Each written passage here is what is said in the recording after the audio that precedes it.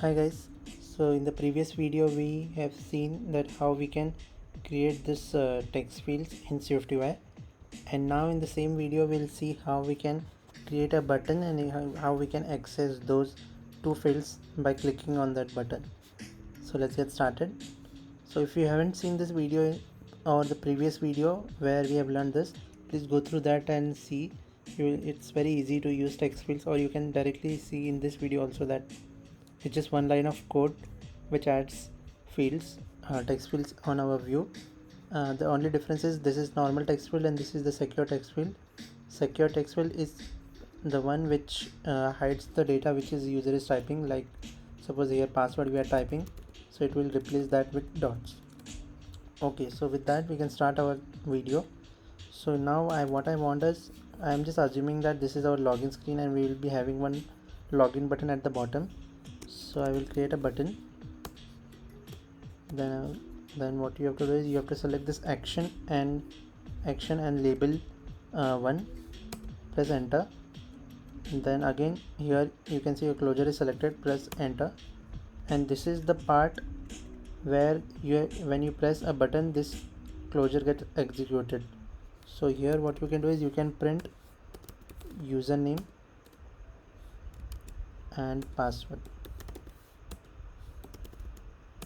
and make sure if you are accessing it inside the closure, you need to declare them as a self.username and self.password.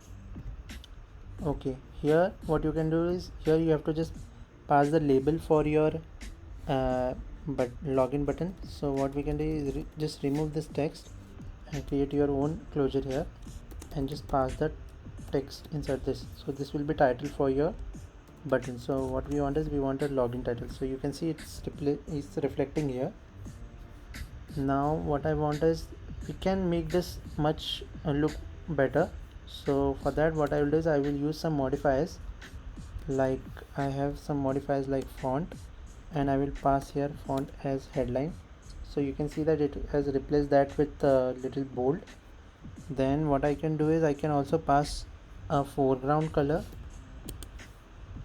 Now as it is blue, I want it to be white, and then I want background to be blue. So background color dot blue. So now you can see it's looking much better, but it is very congested. So what we can do is, we can add some padding like this.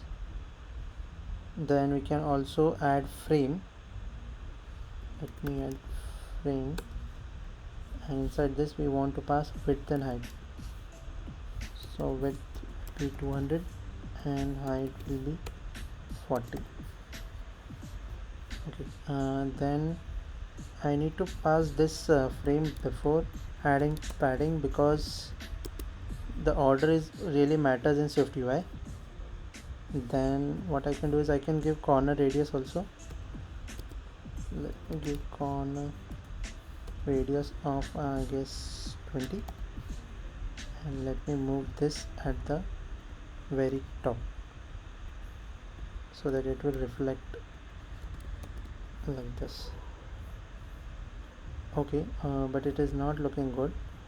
Maybe I can reduce the height to 30 or 20. Yes, 20 will look good. And what can I do is, I can add some padding here also, like padding, and I want bottom padding only, so I will add 20 here.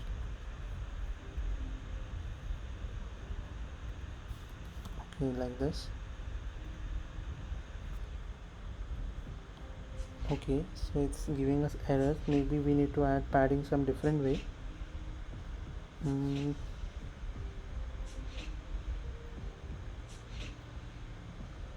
I need to add, okay, I need to do bottom dot padding, right? So yeah, now it's looking better, but somehow we can see that our corner radius is not working. Let me move it to at the very bottom, then it will work. Yeah, now it is looking good. So let's run it and see how it looks, and whether we are getting our I will log in and username and password in the console or not. Okay, so it's running on the actual device. Let me type in data here, Sham, and I will type password here, and yes, and if I press login, it will display the username and password here. There you go.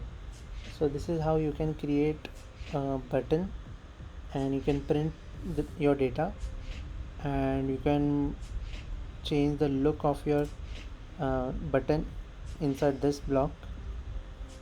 And so as you can see, it's printing username and password here.